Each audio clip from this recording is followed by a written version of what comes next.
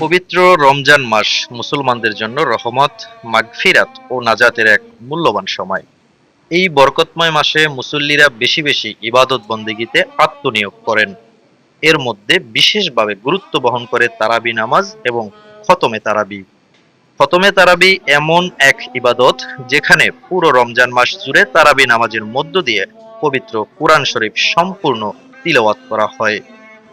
সাধারণত হাফেজে কুরআনরা প্রতিদিন নির্দিষ্ট পরিমাণ কুরআন তেলাওয়াত করেন এবং মাসের শেষের দিকে কুরআন শরীফ খতম সম্পন্ন হয়। এর মাধ্যমে মুসল্লিরা পবিত্র কুরআনের তিলাওয়াত শোনার সৌভাগ্য লাভ করেন এবং আল্লাহর নৈকট্য অর্জনের সুযোগ পান। এরই ধারাবাহিকতায় ৮ মার্চ শনিবার ১৮তম তারাবি নামাজের মধ্য দিয়ে জামিয়া রওজুবিয়া হানিফিয়া ইসলামিয়া সুন্নিয়া দাখিল মাদ্রাসা মসজিদে খতমে কোরআন তারাবি সম্পন্ন হয়েছে। মাদ্রাসা ও মসজিদটি প্রতিষ্ঠা করেন ৩৮ নম্বর ওয়ার্ড জনতার কাউন্সিলর ও ধর্মীয় ব্যক্তিত্ব বিশিষ্ট সমাজসেবক দানবীর আলহাজ মোহাম্মদ হানিফ সওদাগর। ইনশাআল্লাহ আলহামদুলিল্লাহ, এটা আসলে অত্যন্ত একদম জীর্ণশীর্ণ একটি এলাকা ছিল।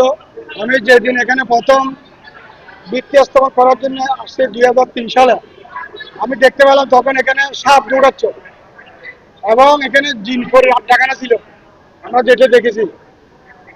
ইনশাআল্লাহ এটা উদ্বোধন করার পর এখানে এই পুরাতন পড়াটা আলোকিত হয়ে গেছে। আল্লাহ রসুলের বাগান মাদ্রাসা প্রথমে করেছিলাম আমি ছোট পরিসরে। তারপরে দেখলাম এখানে একটা বড় সংকট, কোনো মসজিদ নাই, কোনো ইবাদতখানা নাই। তখন সবাই আমাকে বলল একটা এখানে মসজিদ করার জন্য। তাৎক্ষণিকভাবে আমি আমার নিজের সম্পদ, আমার জায়গা বিক্রি করে ৭৫ লক্ষ টাকা সম্পূর্ণ টাকা এই মসজিদে প্রথমে আমি ইনশাআল্লাহ একটানা দোতলা কমপ্লিট করে উদ্বোধন করেছি আমি। এবং উদ্বোধন করার পর পাশে যে নতুন ভবনটা ৪ বছর পরে এই ভবনটা করেছি। এখন ইনশাআল্লাহ এখানে আমাদের ভবনের কোনো সমস্যা নাই। আমাদের হেফজ বিভাগে ছাত্র আছে প্রায় ৩৪ জন এবং পোস্টাল আছে প্রায় ২৭ জন এবং আমাদের যেগুলো পরে চলে যাচ্ছে হবে দাখিল পর্যন্ত ক্লাস চলতেছে, সর্বমোট মিলে ৩০০-র অধিক আমাদের ছাত্রছাত্রী এখানে লেখাপড়া করতেছে। এবং আমাদের শিক্ষক আছে ১৩ জন, একজন বাবরচি, একজন দপ্তরি, এগুলো আছে মোট ১৭ জন স্টাফ আছে। খতমে কুরআন উপলক্ষে আয়োজিত অনুষ্ঠানে উপস্থিত অতিথিদের ফুল দিয়ে বরণ করে নেওয়া হয়। এ সময় মসজিদের খতিব, হোস্টেল সুপার ও হাফেজদের বিশেষ সম্মাননা হাদিয়া প্রদান করা হয়। পাশাপাশি মসজিদ ও মাদ্রাসার বিভিন্ন কাজে অবদান রাখা আরো কয়েকজনকে সম্মাননা প্রদান করা হয়। অনুষ্ঠানে আরো উপস্থিত ছিলেন মসজিদ ও মাদ্রাসা পরিচালনা কমিটির সাধারণ সম্পাদক মোহাম্মদ নাহিদ আকবর, মহানগর যুব দলের সাবেক যুগ্ম সম্পাদক মোহাম্মদ তাজউদ্দিন। সরকারিভাবে সহযোগিতা করা, এখানে দুইটা বিষয়, একটা হচ্ছে এমবিএ মুক্তকরণ, আর একটা হচ্ছে এখানে ছাত্ররা যাতে এই মাদ্রাসায় পরীক্ষা দিতে পারে সেই জন্য ব্যবস্থা করা। এটার জন্য আমি আমাদের বর্তমান অর্থমন্ত্রীর কাছে অনুরোধ রাখবো যাতে আমাদের এই মাদ্রাসাটাকে সরকারিভাবে যাতে প্রতিষ্ঠা করা হয়। সত্যি একটি জনশূন্য এলাকা, এখানে জঙ্গলের মতো ছিল। এই জঙ্গলটাকে আবাদ করা হয়েছে আলহাজ হানিফ সওদাগর নিজ উদ্যোগে মসজিদ, মাদ্রাসা, এতিমখানা, হেফজ বিভাগ করেছেন। আলহামদুলিল্লাহ, ফুলে আল্লাহ এবং রসুলের বাগান করেছেন। এখান থেকে হাফেজ একরাম বাইর হচ্ছে, এখানে কোরআনের শিক্ষা দেওয়া হচ্ছে, মসজিদে ৫ ওয়াক্ত নামাজ পড়া হচ্ছে। এই এলাকায় যারা নিয়মিত পাঞ্জাগানে নামাজ পড়তো না, যখন একটা মসজিদ হলো, মাদ্রাসা হলো, এই এলাকার সবাই নিয়মিত পাঞ্জাগানে মুসল্লি হয়ে গেছে।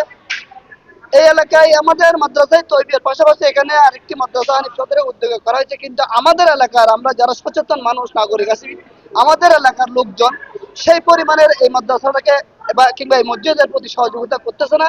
আমি এলাকার বিত্তবান এবং আমাদের এলাকার সচেতন ব্যক্তিদের প্রতি উদাত্ত আহ্বান করব, এটা যেহেতু আমাদের এলাকায় প্রতিষ্ঠিত হয়েছে, এখানে মাদ্রাসায় তৈরি আছে, মাদ্রাসায় তৈরি বিশাল শাখা, ওখানে বিভিন্ন জায়গা থেকে ফান্ড আসতেছে, কিন্তু এই মাদ্রাসায় এবং এই মসজিদে বিভিন্ন জায়গা থেকে ফান্ড আসতেছে না।